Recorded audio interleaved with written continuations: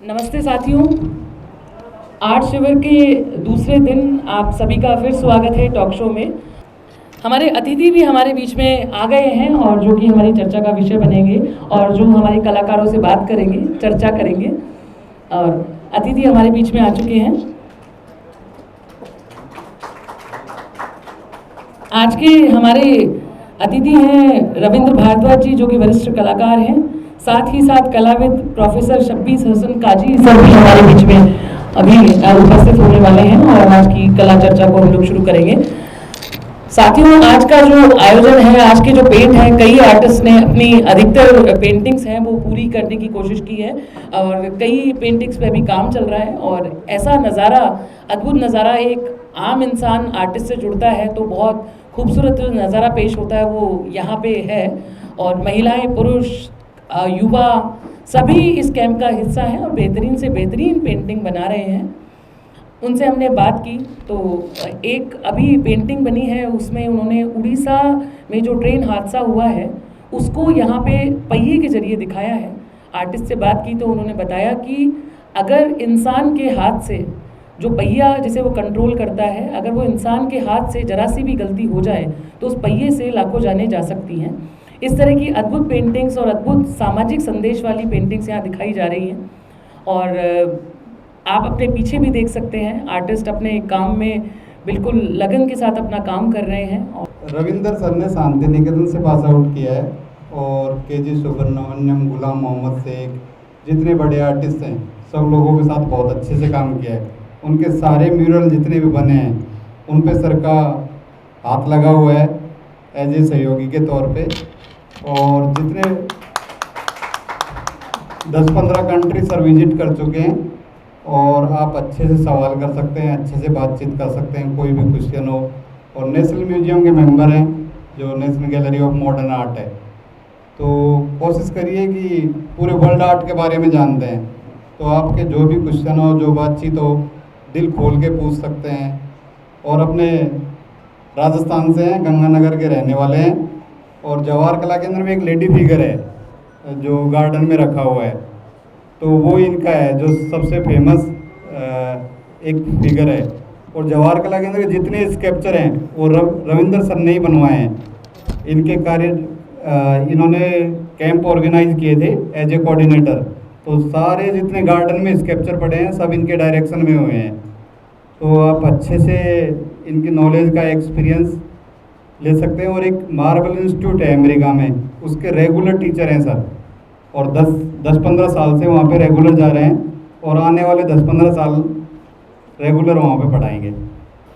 मैं हनुमान सिंह जी खरेड़े से अनुरोध करूंगी कि वो आकर हमारे आज के गेस्ट रविंद्र भारद्वाज जी, जो वरिष्ठ कलाकार हैं और उनकी कृतियाँ, शानदार कृतियों की जनता दीवानी है, आप उनका स्वागत करें। और साथियों, इतने महान कलाकार हमारे बीच में हैं और जिस तरह की बातें, जिस तरह की जानकारी, जिस तरह की नॉलेज उनके पास है, आपके लिए आज एक अद्भुत मौका है उस समुद्र में से कुछ मोती चुन लेने का। और जोरदार तालियों से रविंद्र भारद्वाज जी का स्वागत करेंगे। सर शुक्रिया। इस मंच पर जब आप अपने अनुभव साझा करेंगे तो हज़ारों कलाकारों को प्रोत्साहन मिलेगा और वो आपकी बातों से बहुत कुछ सीख पाएंगे। साथियों, अब हम हमारे इस कार्यक्रम को एक नया आह्वान देते हुए, नई शुरुआत करते हुए हम आज के विषय पे बात करेंगे, जो कि कला चर्चा है। राजस्थान ललित कला अकादमी की ओर से 3 दिवसीय राज्य युवा प्रोत्साहन शिविर का आयोजन किया जा रहा है। आज इसका दूसरा दिन है। राजस्थान ललित कला अकादमी के चेयरमैन साहब आदरणीय लक्ष्मण व्यास जी मूर्तिकार का जो इसमें रूप था, जो वो चाहते थे कि गांव से, कस्बों से, छोटी जगहों से नए युवा कलाकार निकल के आएँ और इस कैंप में भाग लें, वो सपना बिल्कुल यहाँ पे पूर्ण रूप से साकार हुआ है। और आज की जो कला वार्ता है, इसका विषय जो है वो है वैश्विक कला के विविध आयाम। आज आप यहाँ पे जानेंगे कि विश्व में कलाएं किस तरह से प्रसारित की गई हैं, नई नई कलाओं के बारे में बात करेंगे। साथियों, कलाएं अपना रूप बदलती रहती हैं लेकिन अपना मूल रूप नहीं छोड़ती हैं। उन कलाओं के बारे में आज हम बात करेंगे। मैं रविंद्र भारद्वाज जी से अनुरोध करूंगी कि सबसे पहले वे इस विषय पे अपनी बात करें और साथ ही कलाकारों से अनुरोध करूंगी कि वे अपने सवालों को सर से ज़रूर पूछें।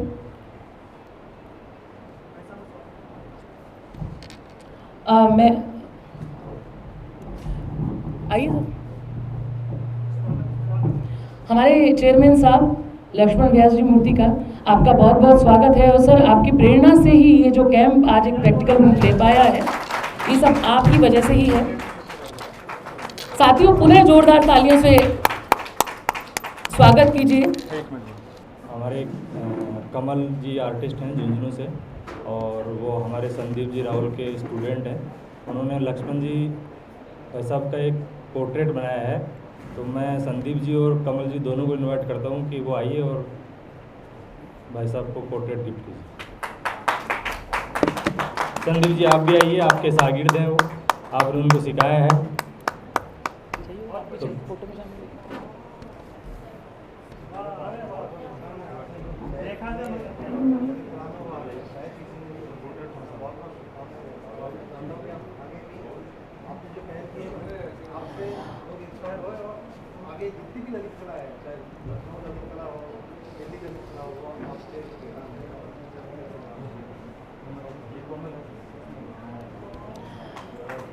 लक्ष्मण व्यास जी को बहुत खूबसूरत पोर्ट्रेट भेंट की जा रही है आर्टिस्ट की तरफ से, और ये कला जगत के सभी आर्टिस्टों का प्यार है। और लक्ष्मण व्यास जी जिस दिन से अकादमी में आए हैं उसी दिन से वे कला को समर्पित हैं, और उनकी एक लाइन जो कि मेरे दिमाग में बस चुकी है, हर बार वो एक ही बात बोलते हैं कि मुझे अंतिम छोर पर बैठा व्यक्ति ललित कला अकादमी में चाहिए। जो आर्टिस्ट है, कला करता है, वो मुझे अकादमी में मौजूद चाहिए और उसकी कला को दुनिया देखे। साथियों बहुत ही खूबसूरत पोर्ट्रेट है। मैं अनुरोध करूंगी नरेश जी से कि एक बार उठा के सबको दिखाएं, क्योंकि इधर पीछे भी बैठे हुए हमारे साथी हैं। एक बार यहाँ सबको दिखाइए, और कलाकारों के लिए जोरदार तालियां। उन्होंने इतनी खूबसूरत कला भेंट की है, और हमारे अध्यक्ष साहब पूर्ण रूप से इस सम्मान के और इस सम्मान के पूर्ण रूप से हकदार हैं। और ऐसे चेयरमैन होना नामुमकिन होगा। मुझे नहीं पता कि अगले चेयरमैन कितने सीरियस होंगे, लेकिन मैंने ऐसे किसी भी व्यक्ति को यहाँ देखा नहीं है जो कला के बारे में, ना केवल कला के बारे में बल्कि कलाकार के बारे में भी सोचता है। और उनका यही प्रयास है कि हर व्यक्ति इस ललित कला अकादमी में आए जो कि कला से प्यार करता है, कला को चाहता है, कला को पूजता है, ताकि ललित कला अकादमी उसे सम्मान दे सके।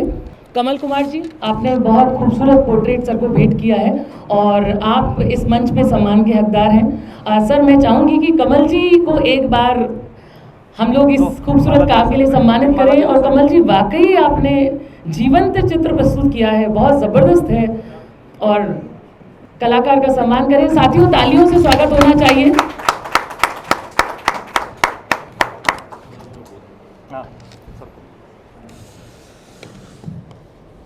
अकादमी प्रांगण में आज शिविर के दूसरे दिन में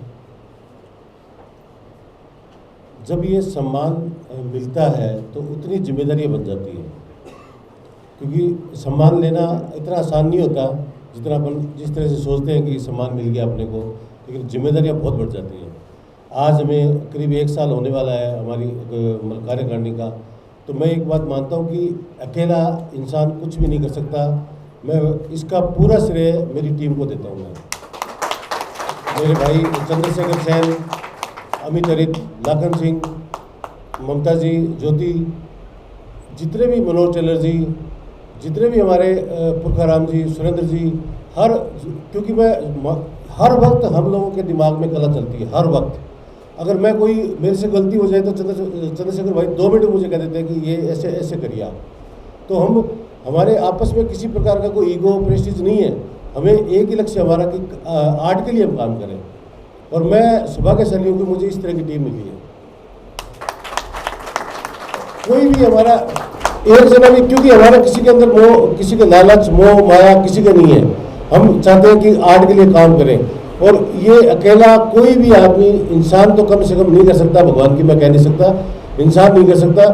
पूरी टीम अगर ये साथ नहीं हो तो मैं एक कदम भी नहीं चल सकता, एक कदम भी नहीं चल सकता। ये पूरी टीम हमेशा साथ रहती है। और हमारे ऐसे नहीं कि हमारे वाद विवाद नहीं होते, हमारे वाद विवाद भी होते हैं आपस में, लेकिन आर्ट को लेके, काम को लेके, और सबकी भावनाओं में, किसी की भावना में लालच नहीं है। हम सिर्फ ये सोचते हैं कि काम कैसे किया जाए, आर्ट को आगे कैसे बढ़ाएं, कलाकारों को आगे कैसे मंच कैसे प्रदान करें। हर वक्त हमारे तो ये मान लो कि हमारे घर वाले भी स्थिति है कि वो हमसे झगड़ा ही रहता है घर में, क्या वो एकेडमी के अलावा सोचते नहीं हो। चंदू भाई अपना काम तक नहीं कर पाते हैं, हर वक्त ये पूरा समय देते हैं यहाँ पे, करें क्या? क्योंकि जो जिम्मेदारी मिली है उसको निभाना ही पड़ेगा, नहीं तो आने वाला टाइम हमें माफ़ भी नहीं करेगा अगर हम हमारी जिम्मेदारी नहीं निभा पाए तो। बहुत बहुत धन्यवाद। और आज जो भी रविंद्र जी से सवाल करना चाहे, अभी तो मूर्तिकला के क्षेत्र में कोई भी बात करना चाहे तो स्वागत है। मोना जी आइए। साथियों, ज़्यादा वक्त ना लेते हुए मैं ये माइक अपने हमारे मुख्य अतिथि जी को सौंपना चाहूँगी।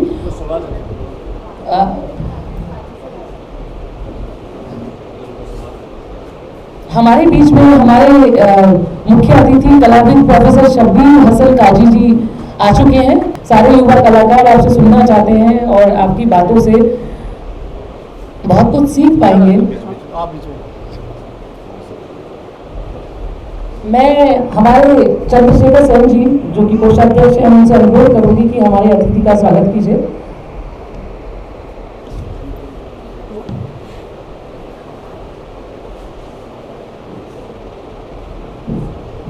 प्रोफेसर शब्बीर हसन काजी जी का स्वागत करते हुए चंद्रशेखर सेन जी।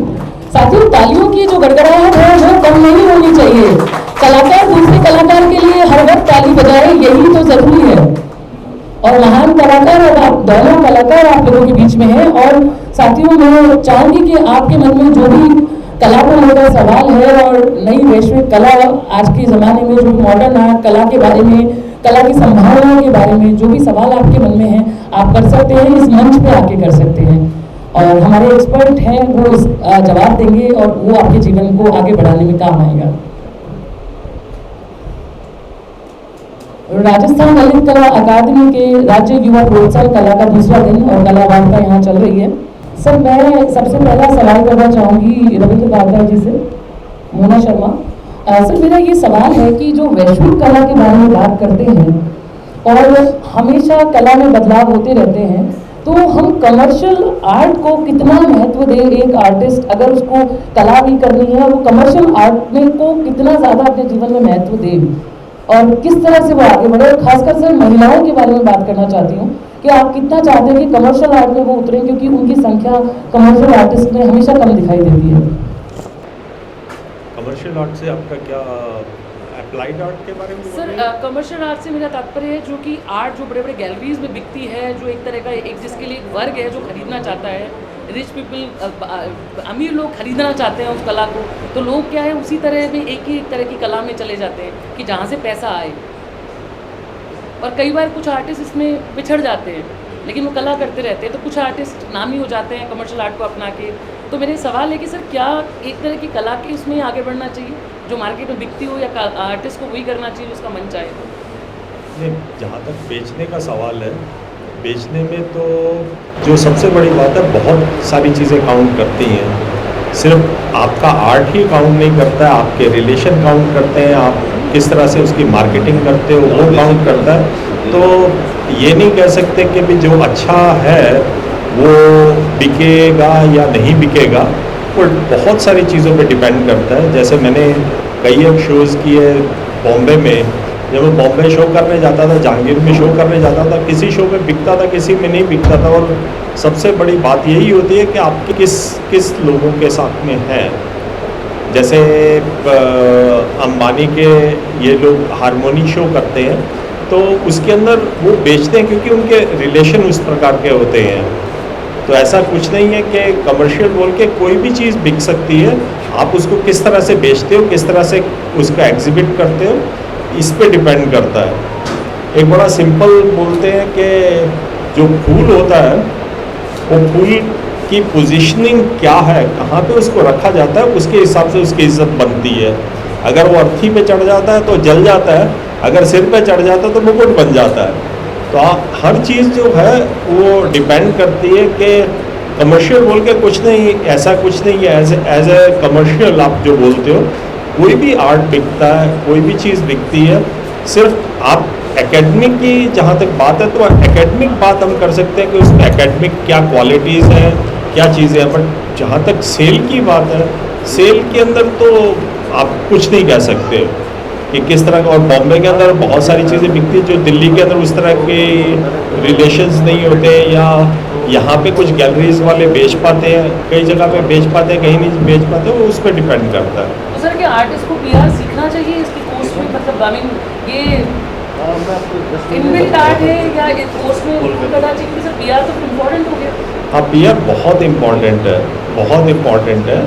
तो बेचने के लिए अगर आपके रिलेशंस नहीं हैं, आप अगर उसकी मार्केटिंग उस प्रकार से, और हमारे न्यूज़पेपर्स वगैरह भी हैं, वो फालतू के न्यूज़ ज़रूर छापते हैं, आर्ट का एक भी पेज नहीं निकालते हैं। उनको अगर आर्ट का अगर वीकली एक पेज भी निकाले तो लोगों का इंटरेस्ट बने, उसमें काम के फोटोग्राफ्स हो, आर्टिस्ट के एक आर्टिकल लिखा हो, कुछ हो, तो लोग पढ़ेंगे, इंटरेस्ट बनेगा, देखने आएंगे, बिकेगा। अदरवाइज़ जिस तरह का ट्रेंड है उस तरह से आज बहुत मुश्किल है। जैसे दिल्ली के अंदर शोज़ होते हैं, पहले क्या होता था कि हम लोग शो से पहले सारे न्यूज़पेपर्स में जाते थे, अभी न्यूज़पेपर्स वालों को सबको नोएडा भेज दिया है, तो वहाँ पे भी आप जाओ, जो आर्ट क्रिटिक को भी पता नहीं होता है कि मेरे को क्या लिखना है, तो आप अपना आर्टिकल लिख के उसको दे के आते हो कि भाई साहब ये छापना है, ये मेरे फोटोग्राफ है, ये है, तो उसको 2-3 लाइनें आगे पीछे करके वो छापता था, कभी नहीं छापता था, कभी कुछ करता था। तो इतना क्योंकि कोई भी न्यूज़पेपर और दूसरी चीज़ें, कोई भी आर्ट को प्रमोट नहीं करता। अगर ये करें, ये सब जितनी भी संस्थाएं, हमारे जो पहले समकालीन हमारे मैगज़ीन छपती थी ललित सेंट्रल ललित कला एकेडमी की, तो उसका भी पब्लिकेशन बीच में कम हो गया। तो अगर वो चीज़ें नहीं होती हैं तो बहुत मुश्किल होता है। और आज गैलरीज वाले जिस तरीके से हैं, और कुछ गैलरीज वाले जयपुर के अंदर भी काफ़ी अच्छा बेचते हैं, तो उनके रिलेशंस होते हैं, वो अपने रिलेशन से बेचते हैं। और जहाँ तक एकेडमी की सवाल है, आप एकेडमिक चीज़ें, आप एकेडमिक जो टीचर्स हैं, जो आर्टिस्ट हैं, वो आपको पिक्टोरियल क्वालिटीज़ और कलर की किस तरह से आप फ्रेशनेस रखोगे, या जैसे मैं स्कल्पचर करता हूँ तो मैं स्कल्पचर की चीज़ों को लेकर मैं बात कर सकता हूँ, तो वो चीज़ें हैं। बट सेल के जहाँ तक बात है, ये पूरा डिपेंड करता है कि आपके किस तरह से रिलेशन से, किस तरह से आप मार्केटिंग करते हैं, उस पर डिपेंड करता है। आदरणीय सर को मैं ये पूछना चाहता हूँ कि बहुत से कलाकारों के दिमाग में एक सोच बैठ गई है कि एक स्टाइल में आप काम करोगे तो आप फेमस होंगे।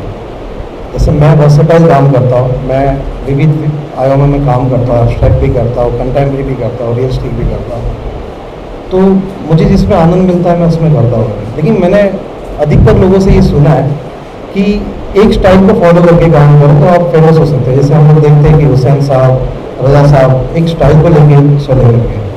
तो आप सर क्या सोचते हैं इस चीज़ के बारे में, आपका अनुभव क्या कहता है सर? मेरा जहाँ तक मानना ये है कि कला एक अनवरत यात्रा है, और इस यात्रा में ये डिपेंड करता है आर्टिस्ट के ऊपर कि वो कितना उसके अंदर इन्वॉल्व हो जाता है, कितना आर्ट को समाहित करता है और किन ऊंचाइयों को पहुँचता है। इफेक्ट है कि बिना ऊंचाइयों के आर्टिस्ट अगर किसी सतह में रहेगा तो आर्टिस्ट का वो उसका आयाम में पहुँचेगा जो ये पहुँचना चाहिए, और तभी पहुँचेगा जब वो एक सदैव काम से और सदैव विचार के साथ आगे बढ़ेगा और किन्हीं ऊंचाई को छुएगा। तो बहुत ज़रूरी है ऊंचाई को छूना। ये ज़रूरी नहीं कि हम काम बात कर रहे हैं, इधर भी कर रहे हैं, उधर। एक शैली की बात भी नहीं कर रहा हूँ मैं, एक शैली करके ही आदमी आर्टिस्ट बन सकता है, ये भी ज़रूरी नहीं है। मैंने जैसे मैंने काम किया, मैंने अलग चीज़ में काम किया, मेरी कोई एक स्टाइल नहीं है। एक टाइम में चीज़ थी, उसके बाद कुछ चीज़, जैसे पहले मेरी बहुत चीज़ नहीं, फिर आर्किटेक्चर फॉर्म को किया, उसके बाद मैंने सूफी में काम किया, अभी मैं मानव और प्रकृति में काम कर रहा हूँ। तो इस तरह अलग अलग आयाम है, स्टेजर है। तो आर्ट के लिए ये तो ये नहीं कहा जा सकता कि कब उसमें विराम लग जाएगा, या कहाँ जाके वो आर्टिस्ट बन जाएगा, या कहाँ वो आर्टिस्ट नहीं बन पाएगा। कोई क्राइटेरिया ऐसा नहीं होगा जहाँ तक मैं सोचता हूँ। क्राइटेरिया ये है कि आप कितना लगन से, कितना डूब के काम करते हैं, कितना आप मेहनत करते हैं। अगर आप कला को सतही करेंगे तो आप कभी कलाकार भी नहीं बनेंगे और किसी ऊंचाई भी नहीं सोएंगे। तो आपको कला में डूबना पड़ेगा, क्योंकि आदमी कला में डूबता है वही कलाकार बनता है। बात और दूसरी मैं एक बात और कह दूँ, वो सॉरी भारद्वाज जी से, मैं भारद्वाज जी की बात कर रहा था।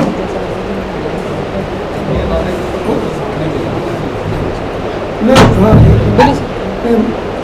आप कुछ कहना चाहते हैं? नहीं, कुछ नहीं सर।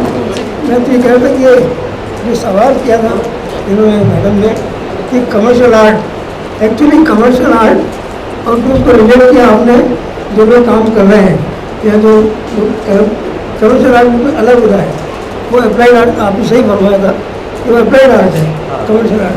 तो ये जो काम आप जिसकी बात करें वो कमर्शियल आर्ट नहीं है ना, वो उसको कमर्शियल आर्ट ना कहा जाए, पहली बात।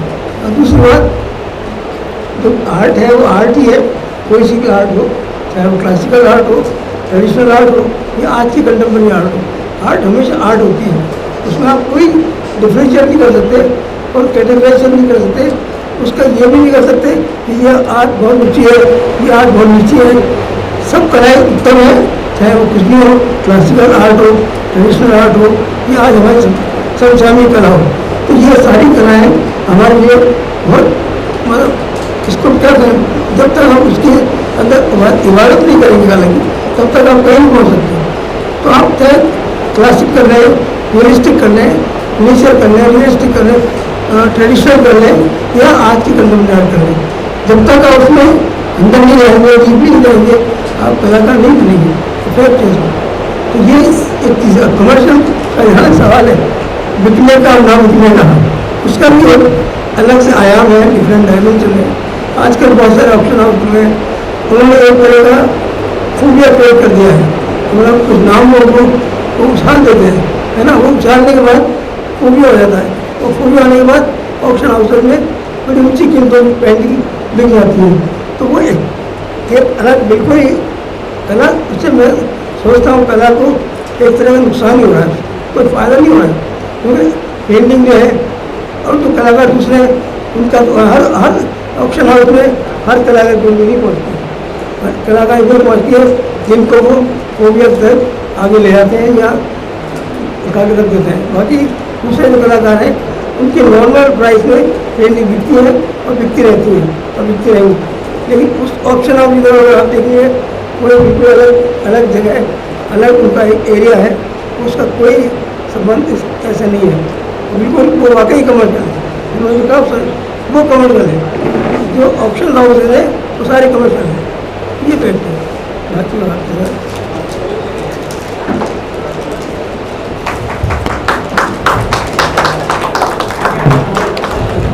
आपका जैसे प्रश्न था कि स्टाइल की जहाँ हम बात कर रहे थे, वो जो है एक आर्टिस्ट का एक सिग्नेचर बन जाता है। तो पेंटिंग को देख के वो एक सिग्नेचर की तरह वो दिखती है, ये उस आर्टिस्ट को बिलोंग करती है। और जहाँ तक बात है कि बिगनिंग के अंदर आप डिफरेंट तरह के काम करते हो और लेटर स्टेज में आपका एक अपने आप ही एक धारा बन जाती है, एक स्टाइल बन जाता है। और ये भी डिपेंड करता है कि आप किस तरह से अपना काम बेचते हो। जैसे मैं हूँ, मैं कमीशन वर्क करता हूँ, मैं कमीशन करता हूँ तो ऐसा होता है कि मेरे को जो बोलते हैं मैं उस हिसाब से काम करता हूँ, तो मेरा एक पर्टिकुलर स्टाइल नहीं हो जाता है, क्योंकि मैंने डिमांड पे काम करना है। और एक जिसने अपना काम बना के अपने स्टूडियो में बना के उसने एग्जिबिट करना है, तो उसका एक अपनी एक धारा बन जाती है, उसका एक अपना एक स्टाइल बन जाता है। तो वो भी कोई ज़रूरी नहीं है कि वो ज़िंदगी भर उसी तरह के काम करता है। एक हो सकता है 2 साल 3 साल 4 साल का एक पीरियड होता है, वो एक स्टाइल का काम करता है, उससे उब जाता है तो दूसरे तरह का काम करने लग जाता है। तो इस पे डिपेंड करता है। तो ऐसा पर्टिकुलर कुछ नहीं होता है कि भाई ये स्टाइल में करोगे ये बिकेगा, लोग पहचानेंगे। और कभी कभी कुछ पहचान बनती है, उस तरह के काम बिकने लग जाते हैं, तो आदमी सोचता है अरे यार ऐसा काम मैं करूँगा तो मेरे को ज़्यादा बेनिफिट मिलेगा, तो वो धारा एक बन जाती है। वो सिंपल होता है। साथियों, हमारे दोनों मेहमानों ने हमारे जो हमने विचार थे या जो भी कंफ्यूजन थे उसको दूर किया है। पहला सवाल जो मेरा था कमर्शियल आर्ट को लेकर, सर ने बिल्कुल कहा कि कला होती है, उसका कोई क्लासिफिकेशन नहीं होता। और दूसरा सवाल था कि सिग्नेचर स्टाइल बनना चाहिए और किसी भी कलर में चाहे मानना हो आप डीप में नहीं जाएंगे तो आप उसकी कलाकार नहीं कर पाएंगे। चंद्रशेखर सर जी को बोलना चाहते सर। काफी से मेरा क्वेश्चन एक आपको अवार्ड मिला हुआ है सर, तो वो कलाकार है, तो वो क्या चीज़ क्या कॉम्पिटिशन था उसके बारे में बताइए। और एक सेकंड है, काफी सर जो पेंट करते हैं वो पेंट का तरीका इतना अद्भुत है कि वैसा पेंट कोई पूरे भारत में कोई नहीं कर सकता, उसमें एक नकली अंदाज रहता है, तो इतना सुंदर लगता है जो लोग बोलते हैं वो, तो उसके बारे में थोड़ी चर्चा है। और आप साहित्य का जो गए थे वो क्या था, किस स्कीम के तौर गए थे, क्या रहा, तो आपसे इसके बारे में कुछ जानकारी चाहेंगे। ये साउथ अफ्रीका था, तो मैं सही नहीं कहूँगा कि वो इस सब में गया था, मैं नैरोबी में गया था। और नैरोबी में एक यूनिवर्सिटी है, कैनेडा यूनिवर्सिटी वहाँ की फैकल्टी ऑफ फाइन आर्ट्स ने मुझे इन्वाइट किया था एज ए प्रोफेसर, तो मैं 3 साल की वहाँ एज ए प्रोफेसर मैंने पढ़ाया और एक इन्वायरमेंट बिल्कुल मुझे अलग हो गया था। हमारे कल्चर वहाँ कल्चर बिल्कुल डिफरेंट, लेकिन एक चीज़ जो मैंने कॉमन पाई तो अपने बच्चों को जैसी मैंने यहाँ मैंने वलन देखी वो मैंने वहाँ भी देखी। एक टीचर में अगर टीचर अच्छा है तो जो समर्पण भाव यहाँ है वो वहाँ भी था। मेरे उतने बच्चे वहाँ लगाव से बात होती थी, उतने मेरे करीब आए जितने यहाँ आते हैं। जो अच्छे बच्चे होते हैं वो वाकई कुछ लेके रहते हैं, अदरवाइज तो वो अब यहाँ एम करने में आप देख तो कई बच्चे लगे हुए हैं, लेकिन कौन स्टेब्लिश होता है, बहुत कम लोग होते हैं जो किसी मुकाम में पहुँचते हैं। ऐसे अफ्रीका में था, अफ्रीका में बहुत, और जो सिंसियरिटी बच्चों में यहाँ है वहाँ भी थी, लेकिन वो कल्चर अलग था, थोड़ा इन्वायरमेंट अलग था और उसका एक अलग आनंद है। उसका मैं लिया, वो आनंद लिया, 3 महीने पढ़ाया और बच्चों को जो मैं दे सकता था मैं दिया। Fine art faculty fine art का है वहाँ 3 महीने, ये तो वो बात हो गई। अब बात करें लूर म्यूजियम की, तो वहाँ 2 दफ़ा मेरी पेंटिंग लगी।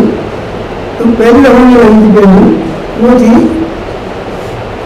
एब्स्ट्रैक्ट पेंटिंग थी, लेकिन उसमें प्योरली मैंने नेचर और फेमिनिन जो रूपाकार होते हैं उनको मैंने लेके एक समावेश किया था, पेंटिंग उनका सिंथेसिस किया था। उसमें इतना बुरा बुरा स्वरूप था नेचर का और फेमिनिन फॉर्म था, तो वो मैं पेंटिंग में नहीं है ये बता था। तो जब मैं वहाँ, क्योंकि उन्होंने एक एग्जीबिशन लगा दी, उसके बाद जूरी आई थी वो बाद में, तो जूरी ने अवार्ड को सेलेक्शन किए, अवार्ड दिए। एक अवार्ड मुझे मिला था जो मेडल द ब्रॉन्ज अवार्ड था। तो वो उस अवार्ड जब मैं अंदर गया गैलरी में देख, मेरे मन का अवार्ड मुझे मिला है, मैंने देखा कि मैं ये अवार्ड मिल चुका है, वहाँ लिखा हुआ है मेडल द ब्रॉन्ज अवार्ड। तो मुझे खुशी हुई थी, मेरा एक काम है जो रिकॉग्नाइज हुआ है, और मुझे उम्मीद भी नहीं थी कि इतना इस बड़ी यहाँ पर म्यूजियम में इस तरह से मुझे नवाजा जाएगा, लेकिन कुछ ऊपर वाले का करम है कि उसने मुझे नवाजा और वो अवार्ड में नहीं दिया। तो पहले आर्टिस्ट को मिलेगा जिसने अवार्ड लिया, लेकिन उसके बावजूद भी उस एग्जीबिशन में बहुत लाजवाब वक्त से बहुत बड़ी एग्जीबिशन थी, कई लोगों के बहुत अलग कंट्री से काम आए थे और बहुत बड़ा शो था वो। तो उसमें फिर मैं दोबारा भी गया था, उसमें दोबारा भी मैंने एक की थी। तो ऐसे अभी मैं हर साल फिर उन्होंने मुझे वहाँ मेम्बर बना दिया वहाँ की एनुअल म्यूजियम को, उसमें तो एनुअल मेम्बर को हुआ था। हम हर साल बुलाते हैं, लेकिन वहाँ दिसंबर में बुलाते हैं, और वहाँ -30 चलता है 10%। पहले तो उम्मीद थी मेरे को, अब मेरे लिए तो मैं नहीं आ पाता हूँ, लेकिन बुलाते हुए हैं। और वैसे काम का जहाँ तक सवाल है तो चंदू भाई मैं काम मुझे करता हूँ, तो मैं कहा काम बच्चों ने देखा है, लोगों को देखते हैं मेरे काम को, अब जैसा काम करता हूँ वो काम मेरा अपना काम है और मुझे लोग पसंद भी करते हैं, प्यार भी करते हैं, सब कुछ है। रविंद्र सर, आपका कोई एक्सपीरियंस जानना चाह रहे हैं किसी के.जी. सुब्रमण्यम साहब के साथ, गुलाम मोहम्मद जो सीनियर मोस्ट आर्टिस्ट के साथ, जो आपका सबसे अच्छा एक्सपीरियंस रहा है, किसी कोई छोटी सी एक बात वो अगर बताएंगे तो हमारे लिए अच्छा रहेगा। मैं आपको पहले different part of the world कहाँ कैसे क्या काम होता है और लोगों की लाइकिंग एंड डिसलाइकिंग किस प्रकार की है। तो अगर आप यूरोप को देखो, यूरोप में जो लोग काम पसंद करते हैं वो काफ़ी रफ टाइप का काम पसंद करते हैं। तो मेरे साथ एक बार एक इटालियन आर्टिस्ट काम कर रहा था, वो इंडिया हमने बुलाया था, मैंने यहाँ पे 7 सिम्पोजियम ऑर्गेनाइज किए थे। तो मैंने उससे, वो बोलता कि everywhere you can see the sculpture. मैंने कहा कि वेयर इज द स्कल्पचर? वो कहता है these all broken stones are sculpture. मैंने कहा कि what do you mean by this is sculpture? बोलता कहता कि हमारे यहाँ पे अगर हम पत्थर लेने जाते हैं तो हमारे को एकदम फिनिश कट, अगर 1 क्यूबिक फीट चाहिए तो 1 क्यूबिक बिल्कुल फिनिश कट मिलता है हमें, और हम लाते हैं हैमर लेते हैं, उसके कॉर्नर तोड़ देते हैं, and that is a sculpture.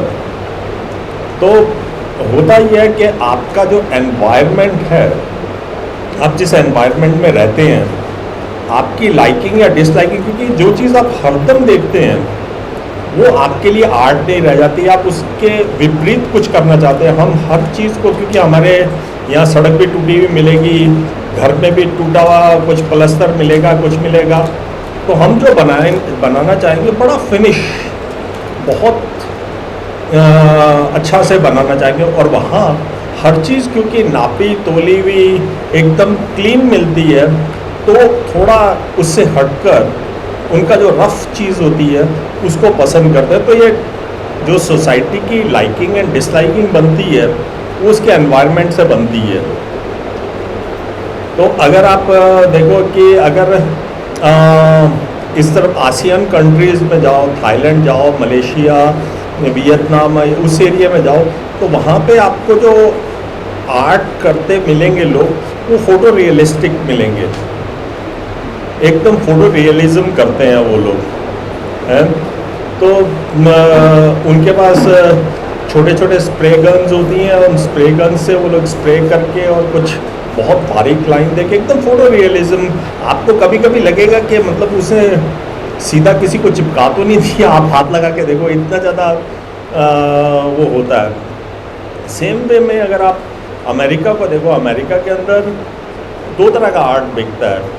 American western art, हम जिसको वेस्ट बोलते हैं, हम तो यूरोप को वेस्ट बोलते हैं, बट अमेरिका के अंदर भी एक वेस्टर्न आर्ट है।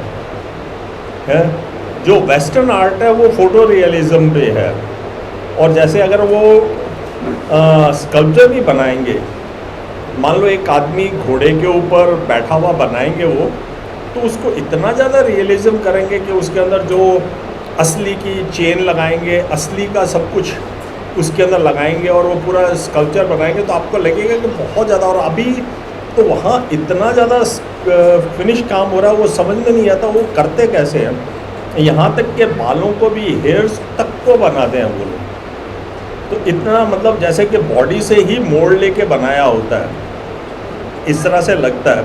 और अमेरिका के अंदर जो ईस्टर्न पार्ट है, जो न्यूयॉर्क है, वाशिंगटन है, इस साइड का जो पार्ट है, यहाँ पे यूरोपियन जो आर्ट है उस टाइप का आर्ट बिकता है, और उस टाइप का लॉस एंजलिस में आपको मिलेगा। But mid west and western art, जो अमेरिकन वेस्टर्न आर्ट है, वहाँ पे अगर आप जाओगे तो वहाँ पे लोग बोलेंगे वेस्टर्न आर्ट। वेस्टर्न आर्ट आप सोचोगे यूरोप नहीं है, वो अमेरिकन वेस्टर्न आर्ट है।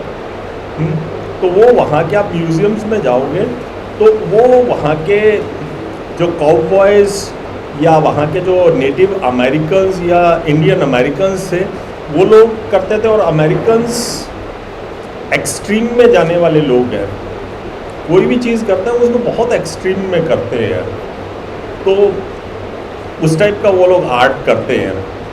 तो इस टाइप से हमारे different part of the world में, जैसे जापान में चले जाओ, जापान में उनका डिफरेंट थॉट हैं।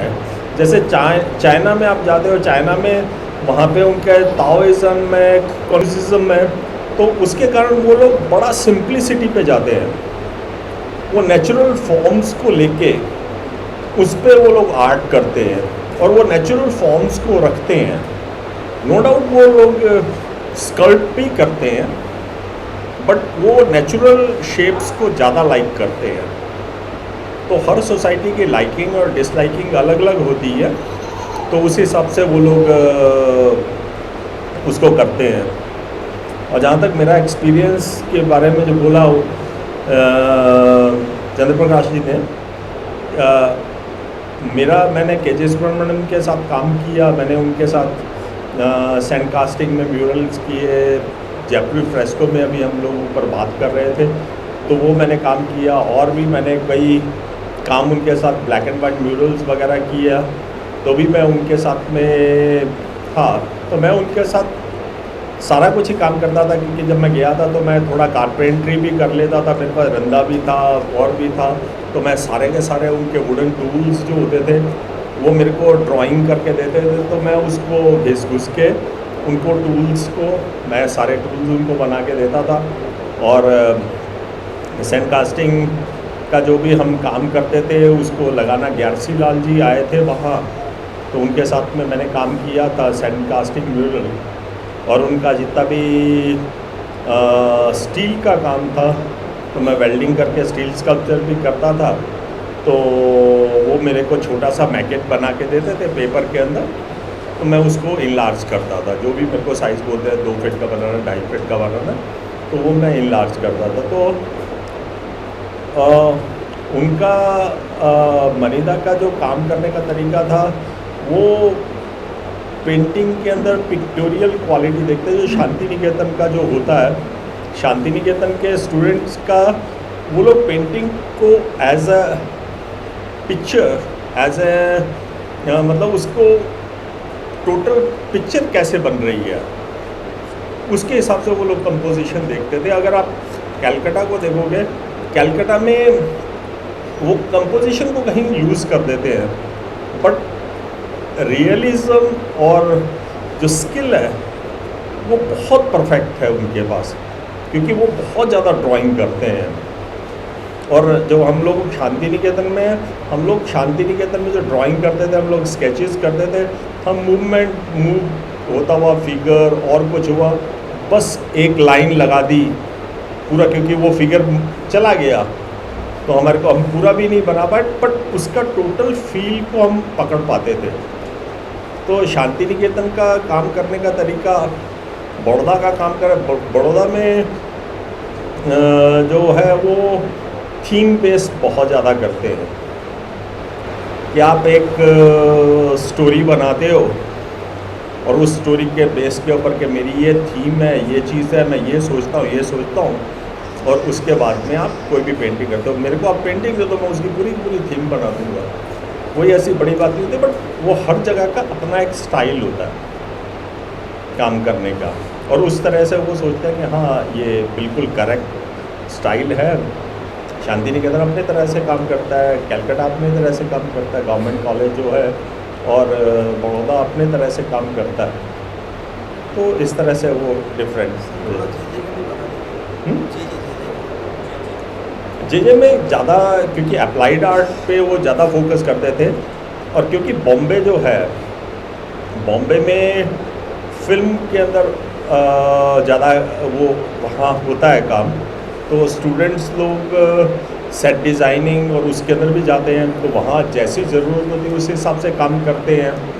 प्लस वहाँ पे क्योंकि पहले किसी ज़माने में पोस्टर्स जो होते थे वो हाथ से पेंट होते थे, जैसे M.F. हुसैन जी ने भी जो किया काम, क्योंकि उनकी स्किल ऐसे बन गई थी कि ब्रश के पीछे डंडा बांध के वो कहीं पे भी कलर लगाने में उनकी इतनी ज़्यादा अच्छी स्किल बन गई थी, क्योंकि उनको काम 20-25 फीट का बड़ा पोस्टर बनाना है और वो 6 इंच का ब्रश लेके वो फटाफट कर सकते थे, क्योंकि वो जैसी डिमांड होती है उस हिसाब से आदमी की स्किल डेवलप हो जाती है।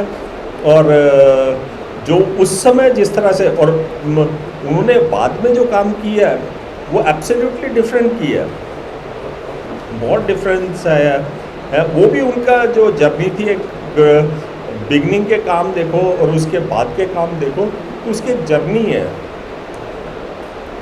तो उस तरह से वो चीज़ें डेवलप होती हैं। साथियों, ये जो अपना राज्य स्तरीय शिविर है, ये दो लोगों के चेयरमैन साहब की विचार के साथ और उनकी सोच के साथ साथ दो लोगों ने इसमें अपनी जी जान लगा दी है। सबसे पहले अमित हरीश जी जो कि इस राज्य स्तरीय शिविर के संयोजक हैं। तालियां, जोरदार तालियां अमित जी के लिए। अमित जी का जुझारूपन हमने देखा है और मैं इसकी गवाह हूँ सभी के साथ साथ। अमित जी, मैं आपको से आग्रह करूँगी कि आप स्टेज पे आएँ।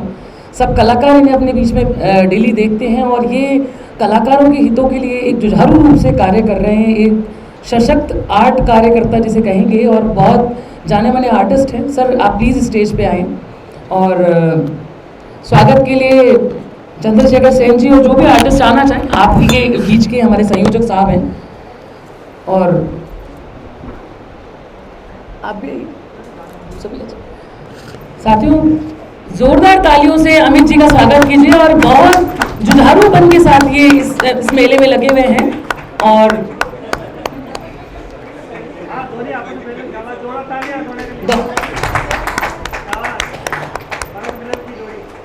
हमारे राज्य युवा प्रोत्साहन कला शिविर की उप संयोजक निखत अंसारी जी, मैं ममता जी से आग्रह करूंगी। ममता चौहान जी हमारे ललित कला अकादमी की सदस्य हैं और अजमेर से आई हैं और इनके घर पे काफ़ी सारे इवेंट्स थे, लेकिन उसके बावजूद भी आप कलाकारों के बीच आई हैं और जोरदार तालियां निखत अंसारी जी के लिए। और निखत जी, आपका जो कला में सहयोग है फ्रेस्को आर्ट के लिए भी आपने जज्बे से लगे हुए हैं कृष्णकांत जी के साथ, वाकई में सराहनीय है।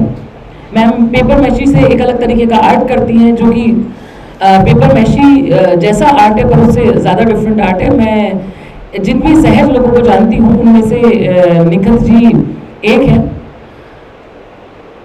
हमारे बीच में हमारे अकादमी के सदस्य लाखन सिंह जी और जाने माने आर्टिस्ट हमारे बीच में आ चुके हैं और रेगुलर वो इस आप कलाकारों के बीच में आ रहे हैं और तालियां बजाकर उनका स्वागत कीजिए। और मैं उषा जी को बुलाना चाहूँगी मंच पर। आप डिम्पल जी का सम्मान करें। डिम्पल जी बड़े जुझारू रूप से ये भी लगी हुई है और बहुत दूर से आई हैं, हमेशा आती हैं और कलाकारों का उत्साहवर्धन कर रही हैं। उदयपुर से बहुत सारे कलाकार यहाँ आए हैं। मैडम पूरा मंच पे तो आइए, आप पूरा मंच पे आइए ना, मंच आपका।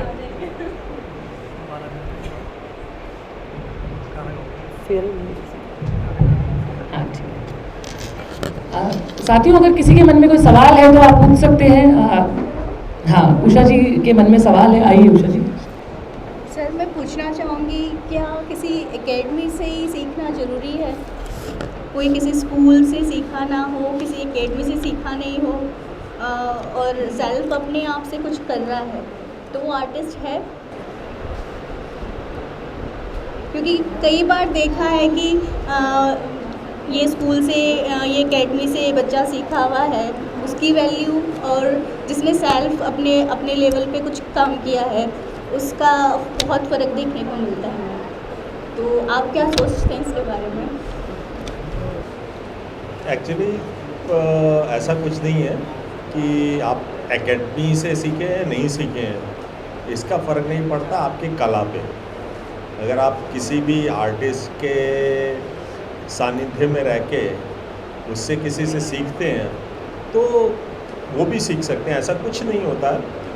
पर जहाँ तक आपकी जॉब का सवाल है तो आपको अगर किसी भी जगह जॉब, वहाँ आपको सर्टिफिकेट चाहिए तो वो एक अलग चीज़ आ जाती है कि भाई आपको जॉब करने के लिए आर्ट सीखना है या कलाकार बनने के लिए आर्ट सीखना है।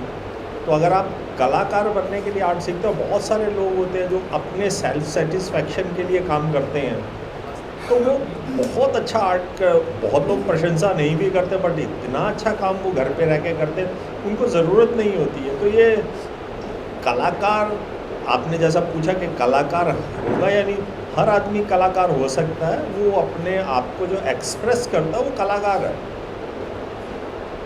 उसके अंदर कुछ नहीं है। और जहाँ तक टेक्निक की बात है, टेक्निक किसी से सीख सकते हैं और कुछ लोग अपनी टेक्निक खुद भी डेवलप कर सकते हैं,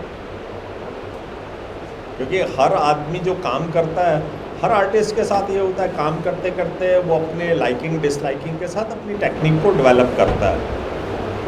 तो ऐसा कुछ नहीं है, कोई भी कलाकार, हर आदमी कलाकार ही कहा जाएगा, चाहे वो किसी से वो सेल्फ टॉट हो या एकेडमी से उसने सीखा हो।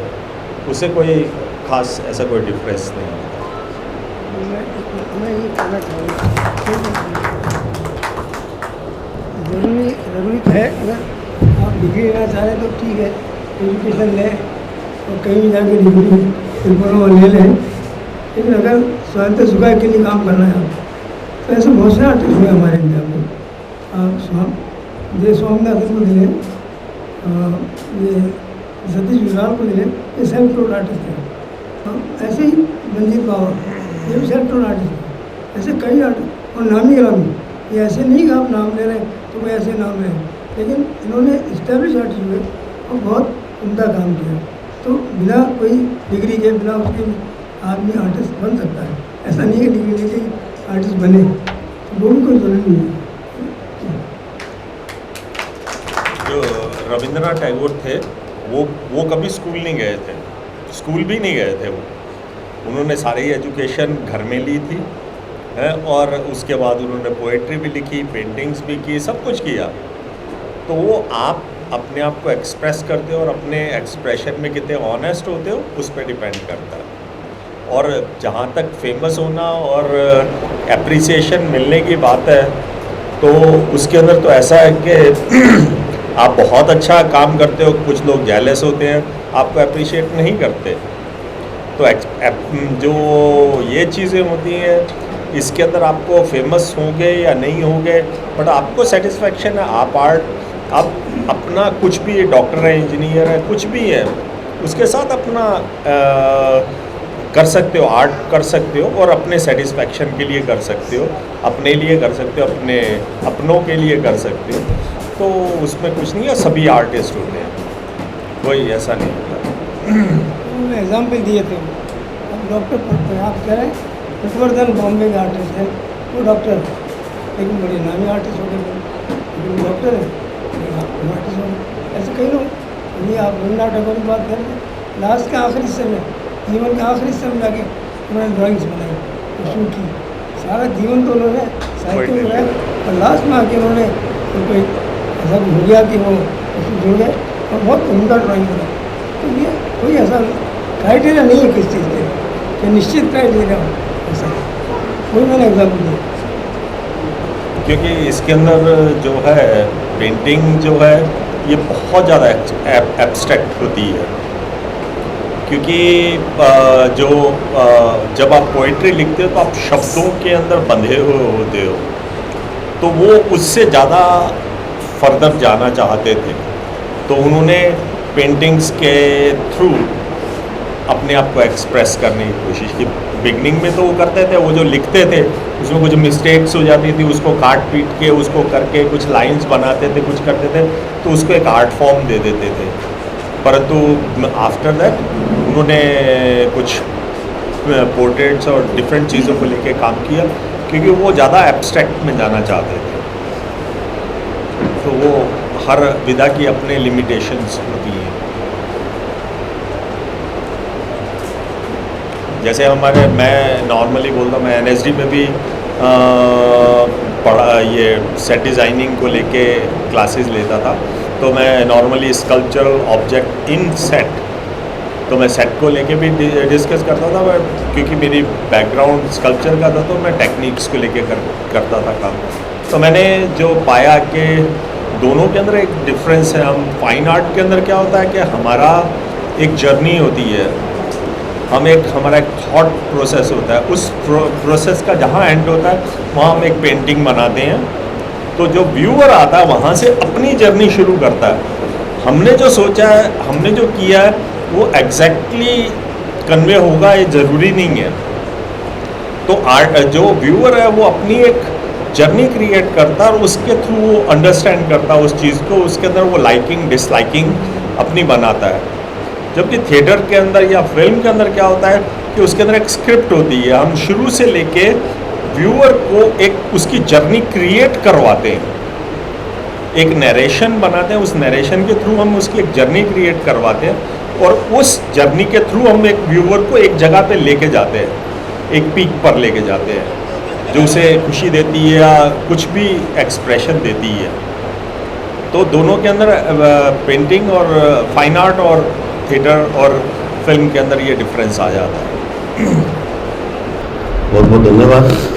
आप सारे कलाकारों ने आज आदरणीय रविंद्र जी और मेरे आदरणीय काजी सर से सवाल जवाब किए, कला के बारे में आपने जानकारी ली और इनसे शेयर किया। और आप एक सारे लोग अच्छे काम कर रहे हैं, सभी कहने की जरूरत नहीं है क्योंकि सारे मेरे भाई साथी और सीनियर और जूनियर ही है सारे, तो एक परिवार के जैसे लग रहा है सबको। अगर कोई भी भाई अपने मन की बात बिना आर्ट के भी करना चाहे तो उसको मौका है, एक मिनट कोई आके कहना चाहे तो। अगर मैं बाकर भाई से रिक्वेस्ट करता हूँ कि वो एक बार आके 2 शब्द कहे, क्योंकि बाकर भाई से हम सभी साथी हमेशा साथ रहे हैं। और जब टीचर्स हमारे कॉलेज जब ऑफ हो जाता था तो शाम को इनकी क्लास लगती थी हमारे। इस सुंदर आयोजन की वजह से बहुत सारे लोगों से मिलना हुआ, बहुत सारे कलाकारों से मिलना हुआ। मैं बहुत सारे लोगों को अभी भी नहीं जानता, लेकिन उनके काम से अब मैं थोड़ा सा परिचित हुआ तो मुझे काफ़ी लोगों को काम से जानने लग गया। नाम से अभी भी शायद नहीं जानता मैं सभी को, पर काम से सबका परिचय प्राप्त हुआ। और ये मौका ऐसा भी था हमारे लिए कि लक्ष्मण हमारा सहपाठी मित्र सभी तरह से हमारा साथी है। पिछले विगत मतलब 30 वर्षों से हम लोग एक ही क्षेत्र में और साथ ही भ्रमण कर रहे हैं, विचरण कर रहे हैं।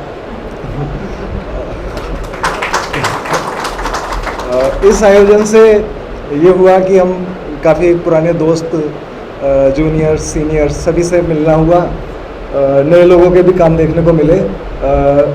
नए लोगों के काम देखना बहुत अच्छा अनुभव हुआ, क्योंकि शायद हम वहाँ पे पहुँच भी नहीं पाते या वो हम तक नहीं पहुँच पाते। तो इस तरह से जो मंच इन्होंने उपलब्ध करवाया उससे उत्साह में बढ़ोतरी हुई सभी की। तो इस कार्य के लिए मैं सभी लोगों का जो कार्यकारिणी में है, पदों पर हैं और बिना पदों के भी जो स्वेच्छा से इस सेवा में संलग्न है, उनका मैं धन्यवाद ज्ञापित करना चाहूँगा। ठीक है, धन्यवाद।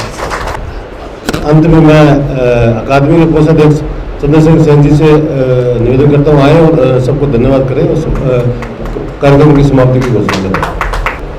ये बहुत अच्छा रहा कार्यक्रम। काजी सर और रविंद्र सर के जो एक्सपीरियंस अपन को जानने को मिले।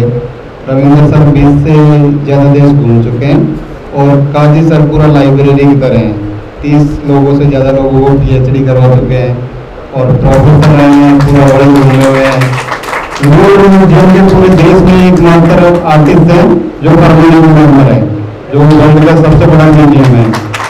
तो थैंक यू सर आने के लिए, और लक्ष्मण भैया का स्पेशली धन्यवाद इतना बड़ा आयोजन करने के लिए और इन सब लोगों को, सारे आर्टिस्टों को अच्छे लोगों से मिलवाने के लिए। Thank you so much.